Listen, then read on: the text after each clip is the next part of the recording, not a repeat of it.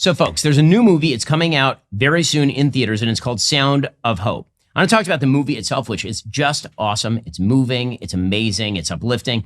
It's an inspiring film.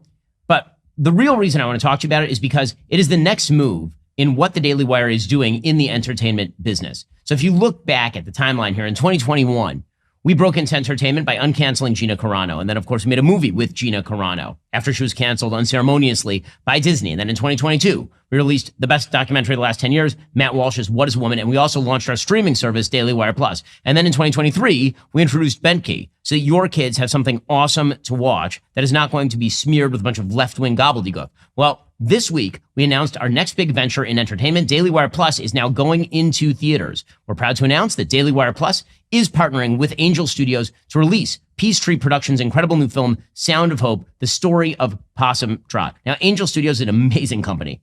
You know, obviously, they've been involved in this business for quite a while. They're responsible for the theater release of Sound of Freedom, most famously, but they've done a bunch of other films as well. They do amazing work. They're a values match for us, and we are super excited to work with them because they're changing the face of the entertainment industry. It's going to be an amazing partnership, we believe, in helping to change the kinds of entertainment that people can consume every time they go to the theater. I want to show you some of the trailer for Sound of Hope, which is coming out in theaters thanks to Angel Studios and DailyWire Plus very soon. Are you sure these people want us? I know they do. You can call me Mama. It's hard to feel like I'm the only one who sees these things. 70% of the kids in the system are there because of neglect. The other 30% are put through hell. We need your help. Can you imagine our kids on their own? We can't just look away. The state ain't no family. Are you sure these people want us? I know they do. You can call me Mama. Oh, Lord.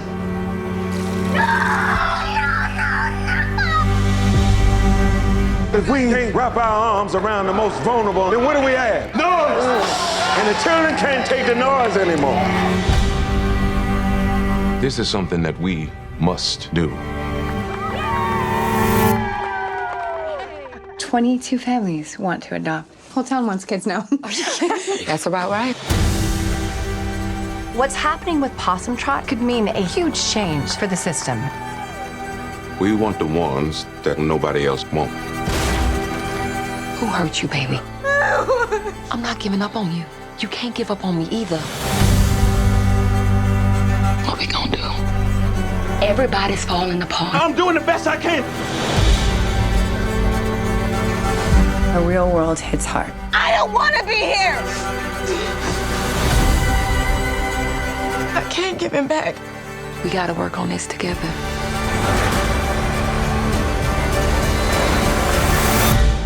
We your people now. And love never gives up.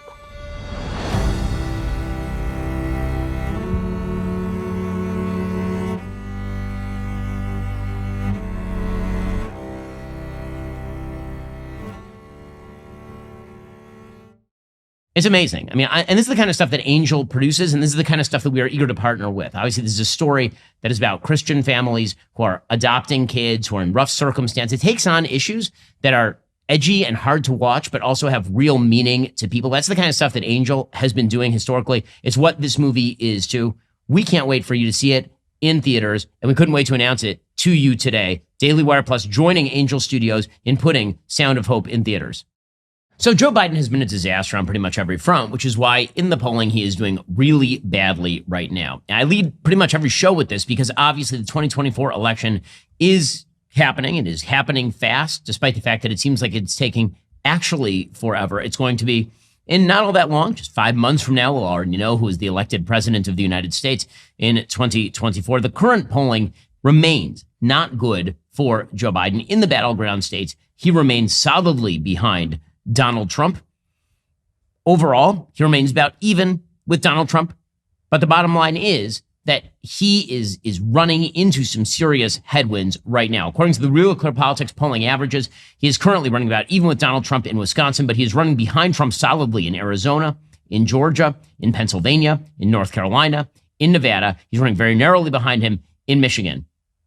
If Donald Trump wins one of these states, Wisconsin, Michigan, or Pennsylvania, the election is effectively over. If he wins Nevada, he might even be able to lose all three of those states and still, through some funky math, pull out a tie or a victory in the Electoral College. The bottom line is the map is very wide for Donald Trump. It is very narrow for Joe Biden. And it is very narrow for Joe Biden because, again, the big thing about Joe Biden is that he is crappy at being the president of the United States.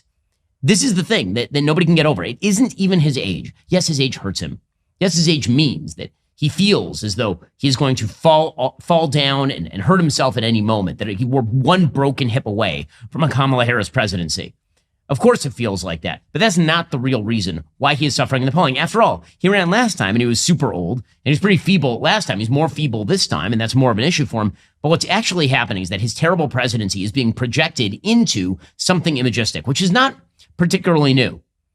Jimmy Carter, when he lost his reelect effort to Ronald Reagan in 1980, all of his incompetence in office was projected into an image of him as weak and vacillating on a personal level. And that's what human beings tend to do. What we tend to do is take all of the things we know about people and then we project them into personality aspects or even physical aspects of the people we are thinking about. All the worst people you know seem uglier to you. All the best people you know seem better looking to you. There's a halo effect and there's a reverse halo effect around people. So yes, Joe Biden is way too old to be running for president of the United States, and he is quite diminished at this time. But that's not the real reason he's so unpopular. The real reason he is so unpopular is because he sucks at being president. And you can see it in the polling data. He dropped down into the 40s, the low 40s, with the withdrawal from Afghanistan, which revealed, number one, that he does not care about human beings outside of his family. That number two, he is a weakling. And then number three, he has no actual plan, but a lot of convictions on all the wrong issues. Which means that every bad news story that comes out dings him still further. Well, a pretty bad news story that's getting wildly undercovered from yesterday. The news story is that 8 men from Tajikistan with potential ties to ISIS out of Central Asia were arrested over the weekend in New York, Philadelphia, and Los Angeles. 3 people familiar with the matter told NBC News on Tuesday. The suspects had been on the FBI's Joint Terrorism Task Force radar and were arrested by personnel with ICE. All 8 men crossed through the southern border into the United States. Their criminal background checks came back clean when they crossed, according to 2 officials familiar with the matter. At least 2 of those men crossed the border in spring 2023. One of those men used the CBP One app, which the Biden administration created to allow migrants to book appointments to claim asylum, according to officials. Well, that is disastrous. Okay, because the reality is that if these folks hadn't gotten caught, if these evil terrorists had not been caught, presumably they would have killed Americans on American soil after sneaking through the southern border. But we've been told by Joe Biden that there's nothing he can do about the southern border. Simultaneously, Joe Biden is out there saying he might be able to do something via executive action on the southern border. Meanwhile, Alejandro Mayorkas, the head of the Department of Homeland Security, has said that the southern border is really fairly secure and everything is going fine over there. And indeed, the system that has been set up allowed these people in. It appears that at least 3 of these people went through a port of entry. One went through an actual app. 2 of them apparently showed up at the southern border and then were processed. As for the other 5, we don't know that they crossed between ports of entry. But listen, I've been down to the southern border. I've spoken with members of the Border Patrol Union. What they say is, we have no idea how many terrorists are in the country. Because the vast majority of terrorists who are entering the country are doing so between ports of entry.